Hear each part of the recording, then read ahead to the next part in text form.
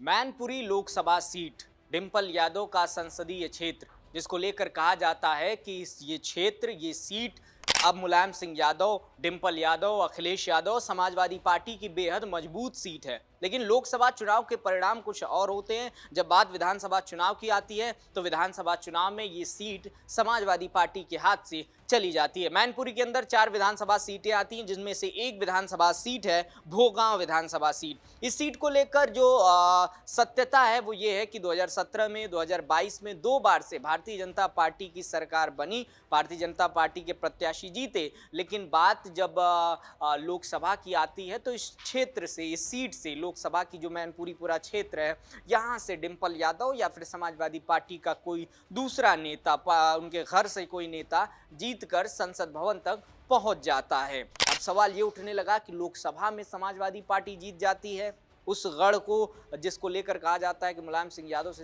के वक्त से लेकर अब तक ये गढ़ सपा की मजबूत पकड़ है। लेकिन जब बात लोकसभा के बाद, जब बात विधानसभा चुनाव की आती है तो वो गढ़ बिखरता हुआ दिखाई देता है।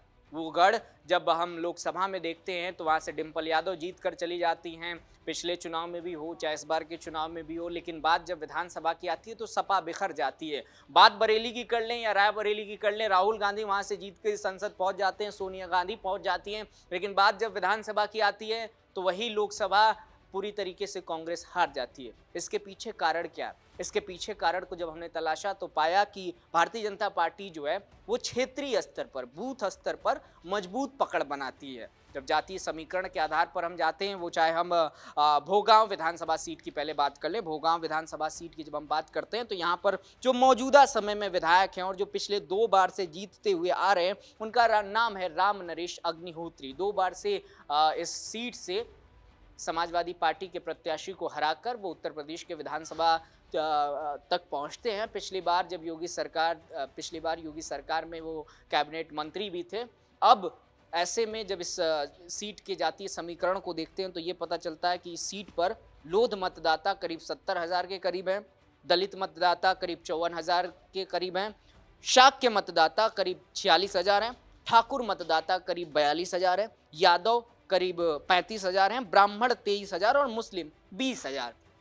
सवाल उठता है ये कि आखिर ये सीट मैनपुरी, जिसको लेकर बार बार दावे किए जाते हैं कि मुलायम सिंह यादव हो या सपा के परिवार की जितने भी बड़े नेता हुए हैं, मैनपुरी, इटावा, कन्नौज, यहाँ से इनके उम्मीदवार कभी हार नहीं सकते हैं। लेकिन कहानी 17 से पलटनी शुरू हुई। 17 में जब वो मोदी और योगी की लहर आई तो ये सीट पूरी तरीके से भारतीय जनता पार्टी के खेमे में चली गई। 22 में भी ये चीज़ें दोहराई गई। अब ये कहा जा रहा है कि 2027 में जो समीकरण है इन सीटों को लेकर, उसी के आधार पर भारतीय जनता पार्टी जीत जाती है। क्योंकि चौथे नंबर पर जब जातीय समीकरण के आधार पर जाते हैं तो चौथे नंबर पर यादव आते हैं, मुस्लिमों का आंकड़ा आखिरी नंबर पर आता है। तो बाकी के जो लोध हैं, दलित हैं, शाक्य हैं, ब्राह्मण हैं, ये vote bank Bharatiya Janata party के खेमे में चले जाते हैं और यहाँ पर भारतीय जनता पार्टी जीत जाती है। यही कहानी बाकी उन सीटों पर भी दोहराई जाती है जहां पर या कांग्रेस का गढ़ कहा जाता है लोकसभा चुनाव में, वो विधानसभा चुनाव में भारतीय जनता पार्टी के खेमे में चली जाती है। अब कहानी आप उठाकर देख लीजिए रायबरेली की। रायबरेली को लेकर हमेशा से कहा जाता है कि इंदिरा गांधी हो, राजीव गांधी हो, ये दौर वहाँ से शुरू हुआ था। लेकिन वो जब विधानसभा चुनाव आता है तो इन सीटों पर कांग्रेस के उम्मीदवार जीत नहीं पाते। हमने बताया कि बूथ स्तर पर और जातीय समीकरण के आधार पर भारतीय जनता पार्टी की जो योजनाएं होती हैं, जो पकड़ होती है, वो मजबूत होती है। इसी के आधार पर उनके प्रत्याशी जीत जाते हैं। हम पूरा फोकस मैनपुरी के उस सीट पर करेंगे जहां से डिंपल यादव फिलहाल सांसद हैं। सामने 27 का चुनाव है। कहा यह जा रहा है कि इस सीट से फिर से आलोक शाक्य को प्रत्याशी बनाया जाएगा। 2 बार से आलोक शाक्य को समाजवादी पार्टी प्रत्याशी बनाती रही है और दोनों बार से आलोक शाक्य इस सीट पर हारते रहे हैं। उसके पीछे कारण मैंने बताया कि जो लोध है, ब्राह्मण है, दलित है, ये जाति भारतीय जनता पार्टी के साथ चली जाती है। यादव और मुस्लिम जो वोट बैंक है, ये समाजवादी पार्टी लेकर उस सीट पर जीत नहीं पाती है।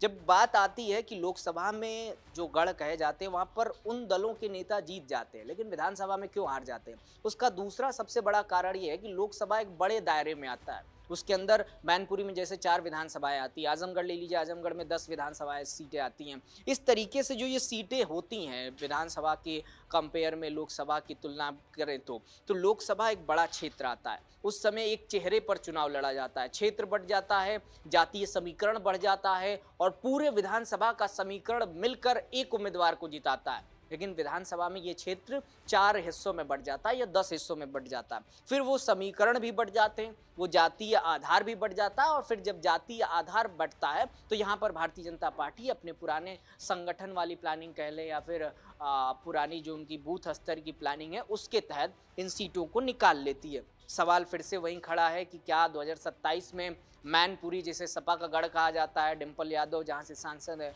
क्या इस सीट को समाजवादी पार्टी 27 में जीत पाएगी? आपको क्या लगता है? अपना जवाब नीचे कमेंट सेक्शन में लिखकर बताइएगा और ऐसी तमाम खबरों के लिए देखते रहिए राष्ट्रवाणी। नमस्कार।